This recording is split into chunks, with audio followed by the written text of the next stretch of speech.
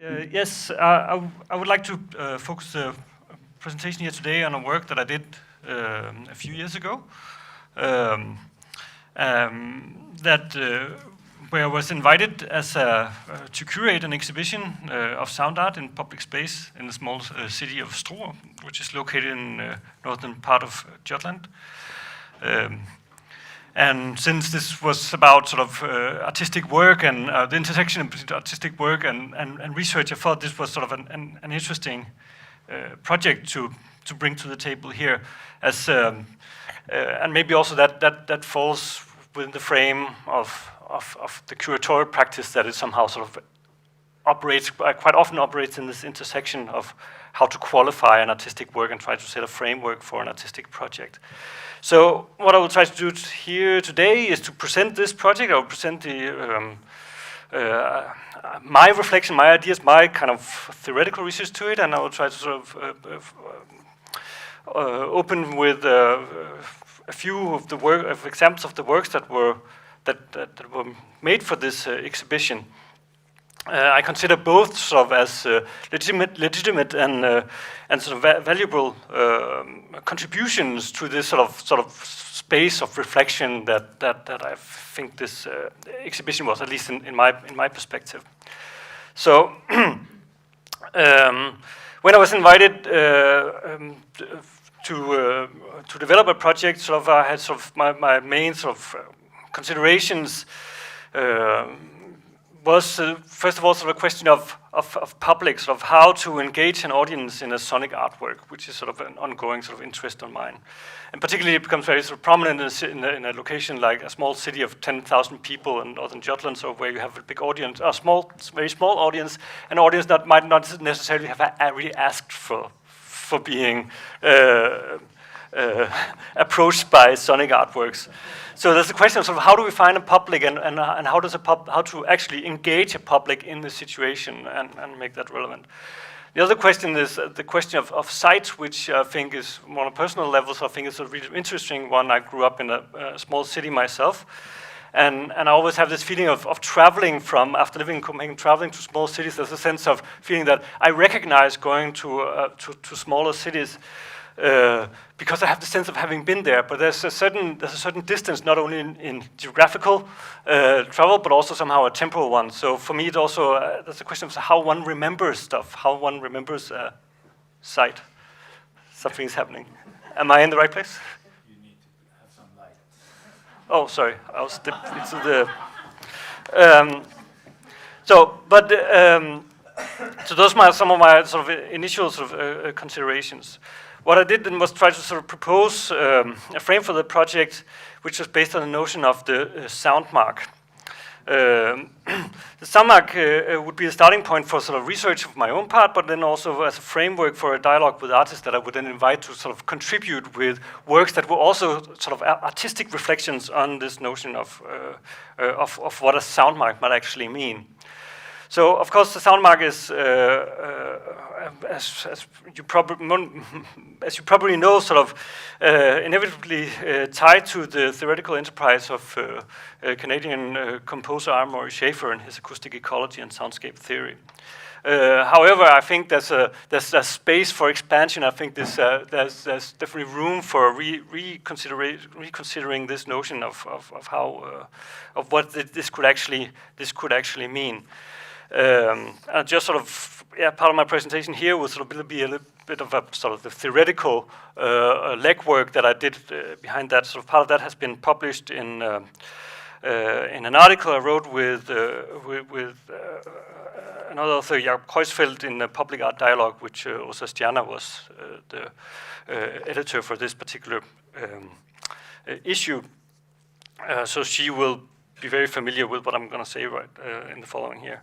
But just sort of trying to frame in sort of both the potential, I think, and maybe also the limitations of the notion of the soundmark. Sort of Amory Schaefer introduced the concept in 1977, publication The Tuning of the World, and pointed that the identification and preservation of soundmarks is essentially a cultural heritage task. Like a landmark, the soundmark expresses something unique for a place, something that could and should be maintained. He states, the unique soundmark deserves to make history as surely as a Beethoven symphony. For Schaeffer, soundmarks carry the identity of a place and the regard of a community, be it foghorns, carillons, or the sounds of boiling sulfur at Tikitieri in New Zealand. In the glossary of soundscape terms published as an appendix to the book, Schaeffer defines soundmarks as the term is derived from landmark to refer to a community sound which is unique or possesses qualities which make it specially regarded or noticed by people in that community. Among the examples that he mentions are Salvatore Mundi in Salzburg and Big Ben in London. Schaeffer also introduced less easily noticed examples like the scrapping of heavy metal chairs on the tile floors of Parisian coffee houses and the virtuoso drumming of Austrian bureaucrats with their long-handed rubber stamps. Ta-ti, ta-da, ta-ti, ta-da. Curiously, such examples seem to operate within the register of a much more sort of personal and felt, of something much more personal and felt than what lies within Schaeffer's more cartographic definition that which is the scope that he normally employs. So while the notion of the soundmark is intriguing, it's hard also to sort of ignore that Schaeffer's theory is maybe questionable, or at least sort of it can be a lot of it sort of can be discussed. It's to a large extent sort of quite naive account of sort of how the auditory field of attention sort of works. And sort of over the years, he has received sort of critique for a number of positions. Just to bring up a few, sort of Douglas Kahn sort of knows Schaeffer sort of takes over a categorical imperialism from John Cage and defines and valorizes the world from a musical parameters. Jonathan Stern, in his often quoted Audible Past, sees Schaeffer's contribution as part of what he defines as an audiovisual litany, a discursive lineage from Marshall McLuhan and Walter J. Ong, that in contrasting sound with vision ascribes certain historic values to sound and carries with it deeply conservative ruminations about the shape of human history.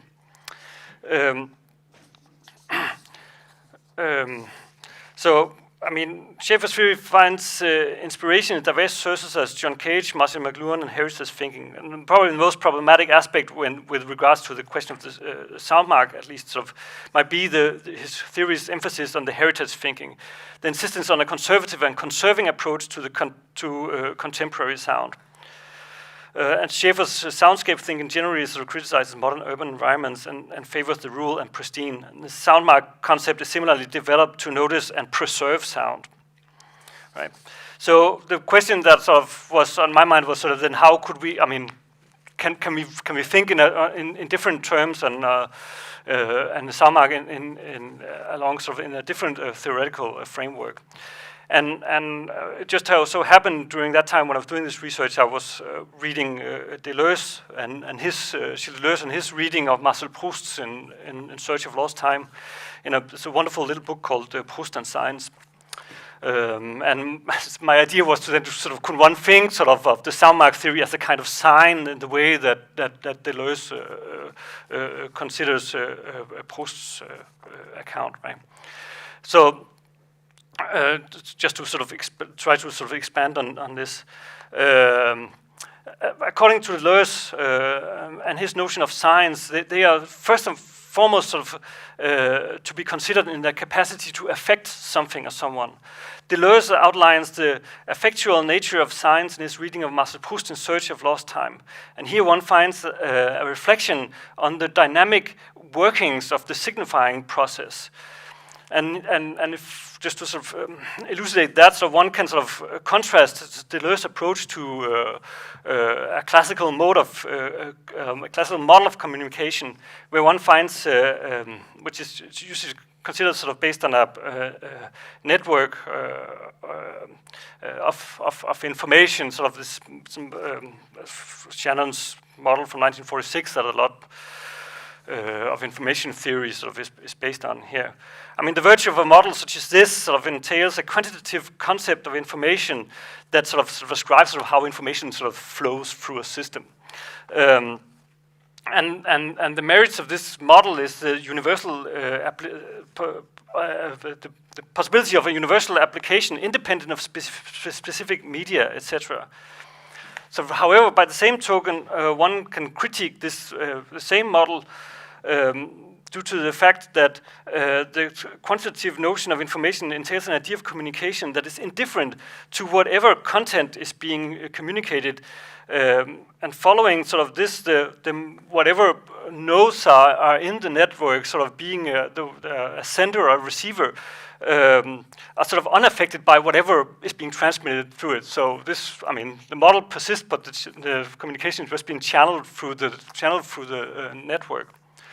Against such an account of communication, the Deleuzian understanding of the sign emphasizes the effects entailed in the process of communication and points to the consequences of communication, actually of how information affects an individual. The sign then is not a transparent or neutral medium channeling information. Signs are enigmatic entities that point to something unknown for the receiver. At the same time, signs entail a kind of a violence in that they force the individual to engage in the process of interpretation. So Deleuze writes, sort of, the sensuous sign does us violence. It mobilizes the memory. It sets the soul in motion. But the soul is, in its turn, excites thought, transmits to it the constraint of the sensibility, forces it to conceive essence as the only thing that must be conceived. Thus, for Deleuze, unfolding the sign is not a passive registration of information. Rather, it involves a process of learning, which must be understood against the principle of a process of constant becoming, sort of, which is this Deleuzian idea that everything sort of is constantly becoming something.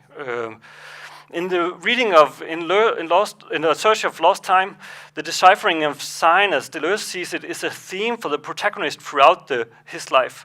The deciphering of sign also forms the background of the narrator remembering the past, not as discovering of a truth, but as a process, eventually leading to the recognition of what is actually happening, of the underlying dynamic of the process that transcend the material presence of things. So rather than trying to unfold a semiotic framework that is founded on a stable relationship between a signifier and what it represents, Deleuze is occupied with how the process of signification can be understood within a larger dynamic context. Significance as such must be understood as something that unfolds in a particular environment and against the horizon that is constantly changing. With regards to the sound mark, coming back to this account of the dynamic nature of a signifying process allows us to see the sound mark as a sign through which the individual engages auditorily with an environment. This engagement must be understood as a dynamic process that is less a matter of acquiring formal or objective knowledge about the environment. It's more about knowing that one inhabits an environment. One learns the sound mark in a process in that one adopts to its presence, right? So rather than going to the Schifferian notion of the sound mark or something where we can go and find that Malmö sounds like this. I mean, we recognize it because there are these certain sounds, so we can go and find them there. It is a matter of sort of that one has to sort of be in the situation. There's a shift from sight to situation that is inherent in underlying sort of this dynamic perspective. So as Deleuze reader Ronald Borg points out, following Deleuze's own example from difference and repetition, one can consider the aspect of learning along the lines of the metaphor of learning to swim. Learning in the perspective of the swimmer is less about gaining formal knowledge about how one ideally swims or objective information about movements of water, but rather a mode of bodily interaction with an environment that unfolds in a system of forces between minute and momentary impulses from the liquid medium surrounding the body and a complex set of bodily response movements. Using the analogy of the swimmer in water, there's no reader of an environment independent of the environment. And coming to the sound mark, there's no listener independent of the space that one inhabits. So just like the Proustian sign, the sound mark is not a signifier with a fixed signified. Rather, the sign is an entry into a virtual field that unfolds of a sound mark as an auditory sign is about unfolding a virtuality, what Ronald Borg terms a world. So through the sound mark, the individual and the environment enters into a mutual becoming. The individual that is listening is being marked by the sound mark. So it's not just the sound mark that is located in a certain place, it's also by actually experiencing the sound mark, one is also being marked by it. So there's a sense of, there's this dynamic sense that means that the listener is never the same. The listener is always changing, and through the listening actually is also changing the background for repeated listenings or new experiences. So there's a lot of theoretical references that and intriguing sort of philosophical questions still here, but I'll kind of sort of leave this sort of space of reflection sort of as where that serves sort of as a background for the invitation that I then sent out to the artist to then say, okay, let's think about this situation. How can one consider as what a sound mark might be in a dynamic sense? And I will just sort of very quickly sort of just mention sort of two works that contributed, sort of one being the work by Alejandra and Aaron that contributed to the exhibition with a series of posters, and this was based on sound words, onomatopoeia, and their various manifestations in different languages. By translating 3 onomatopoeias into the most common languages spoken in Struer, the work pointed to the fact that even locations outside the larger cities are part of a global system of migration, transition, and communication.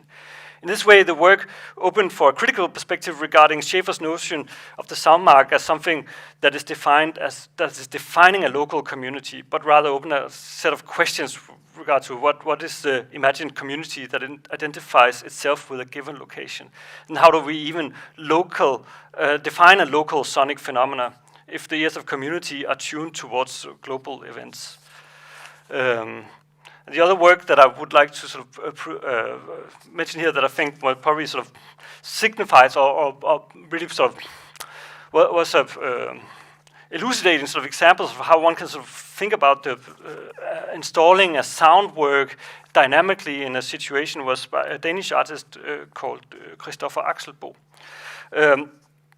In his contribution, sort of he has asked a performer to on a daily basis during the exhibition period, sort of walk through the central part of Struer carrying a megaphone. At designated spots during the walk, the performer stopped and told the story of the boy who cried wolf through the megaphone. While carrying its own sort of set of themes, the work, through strategic introduction of a daily call in the public space, created a presence of a voice in the city, and following also produced a potential listener.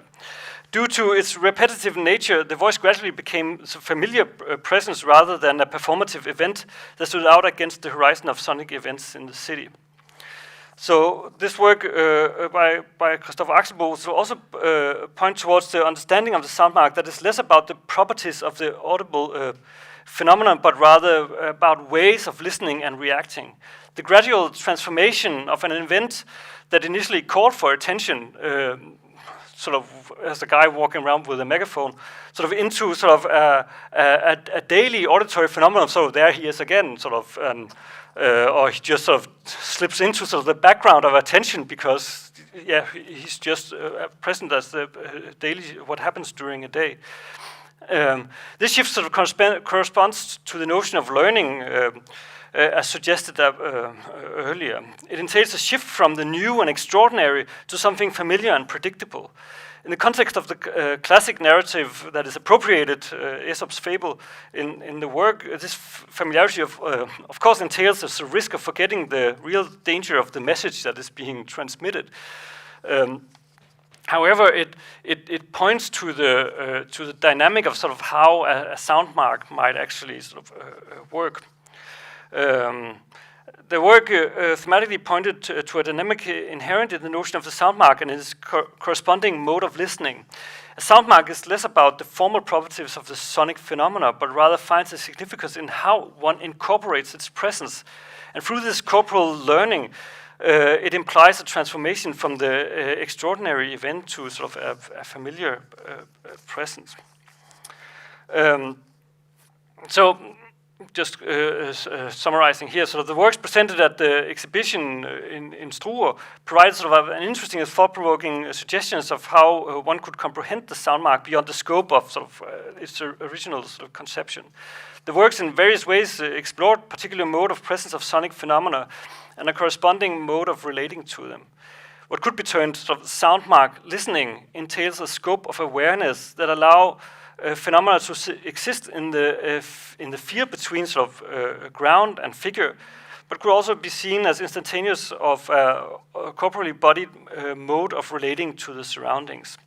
The idea of the soundmark that has been presented lends itself to an aesthetic that is less about the mark as something spectacular or monumental, but rather to a complex dynamic whereby the individual is engaged in an environment. Significant for most of the works that was proposed for this exhibition was that they kind of lacked the big sort of wow factor. I mean, so a lot of the people, and particularly also people from the municipals, probably maybe had fantasized about sort of these large-scale sort of productions of sort of something that really stood out. Say, there's the work where a lot of these works, both this kind of performance and the posters, and for example also these kind of small stickers, sort of employ sort of strategies sort of how to sort of merge into sort of everyday situations, and became a mode of trying to sort of interfere with the sight, and again sort of creating calling for a particular mode of attention that is less about sort of the focus of attention, but also something that can exist at the periphery of attention. So there's sort of an interesting sort of question that lies there again, sort of how to consider a work that I think the works here sort of called for. So I think again, for me anyway, sort of there was some really sort of fruitful insights learned also through this process of how to go about it, and a lot of learning also sort of how to see sort of how a small city sort of reacts to this kind of presence. Yeah, maybe that's a good place to stop.